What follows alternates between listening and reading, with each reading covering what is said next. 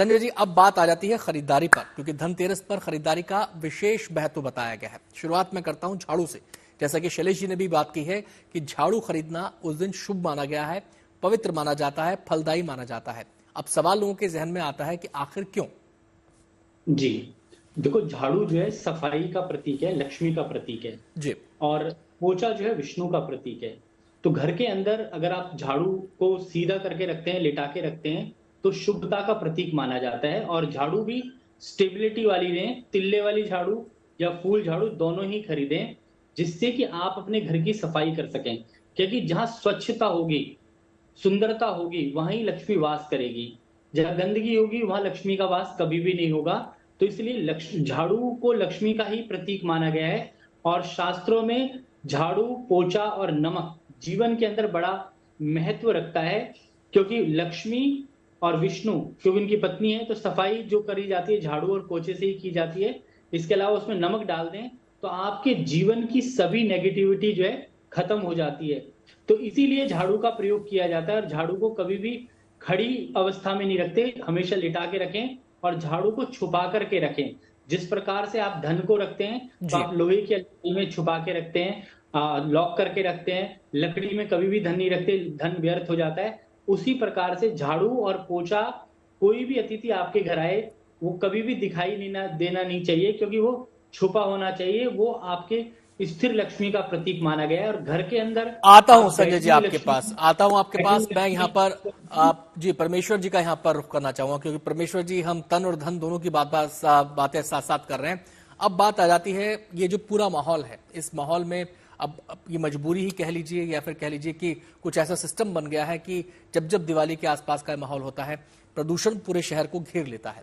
अब बाहर भी जाना है, लोगों से मिलना भी है, खरीदारी भी करनी है, और ऐसे में सामने प्रदूषण की समस्या भी है, उसकी चुनौती भी है। तो बाहर निकलते वक्त कैसे हम किन बातों का ध्यान रखें? देखिए, आपने बिल्कुल सही कहा कि दीपावली के मौके पे मौसम भी बदल रहा होता है, और अनफॉर्चुनेटली जो चेंजिंग वेदर होता है, जब सीजन बदलता है तो प्राकृतिक रूप से ही हमारी जो इम्यूनिटी है, यानी कि रोग प्रतिरोधक क्षमता है, वो कम हो जाती है। ऐसे में हम बहुत प्रोन हो जाते हैं इन्फेक्शंस को कैच करने के लिए, स्पेशली हमारे बच्चे और बुजुर्ग। तो इस समय हम देख रहे हैं कि पोल्यूशन है, स्मोग है। तो पहला तो मेरा स्ट्रॉन्ग रिकमेंडेशन है, जहां पे बहुत धूल मिट्टी है, धुआं है, वहां पे आप जाने से बचें। स्पेसिफिकली वो बच्चे, वो बुजुर्ग, वो युवा जो किसी भी तरह की रेस्पिरेटरी प्रॉब्लम से सफर कर रहे हैं, जिनको एस्थमा है, तो उनको नहीं जाना चाहिए बाहर। लेकिन अगर जाना भी पड़े तो आप मास्क का इस्तेमाल करें।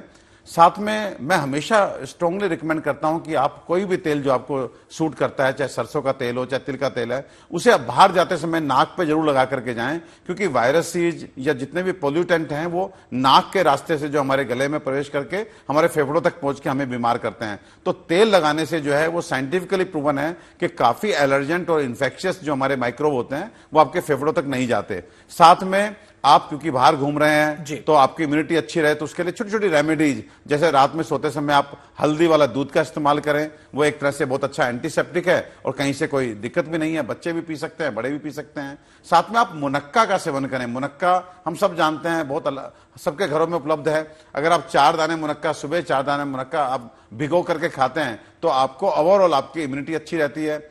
अभी कोविड का समय गया तो उसमें सबने जाना कि विटामिन सी जो है वो हमारी इम्यूनिटी को बढ़ाने के लिए बहुत कारगर है। तो विटामिन सी का अच्छा सोर्स है आंवला, और अब फॉर्चुनेटली आंवला अब हमारी मंडी में आ चुका है। तो आंवले को सब्जी के रूप में, आंवले को चटनी के रूप में, आंवले का मुरब्बा, आंवले से बना च्यवनप्राश, ये सब आप सेवन करेंगे तो आपकी इम्यूनिटी अच्छी रहेगी। और आपकी इम्यूनिटी अच्छी रहेगी तो आप इन्फेक्शन कैच नहीं करेंगे।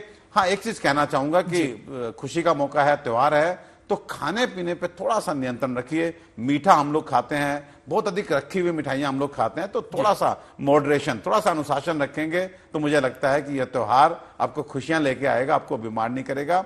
और एक बात और कहना चाहूंगा, झाड़ू का प्रसंग आया था, देखिए तो झाड़ू अपने आप में धन लाने के लिए नहीं, अगर स्वच्छता होगी, जहां स्वच्छता होगी वहीं स्वास्थ्य होगा।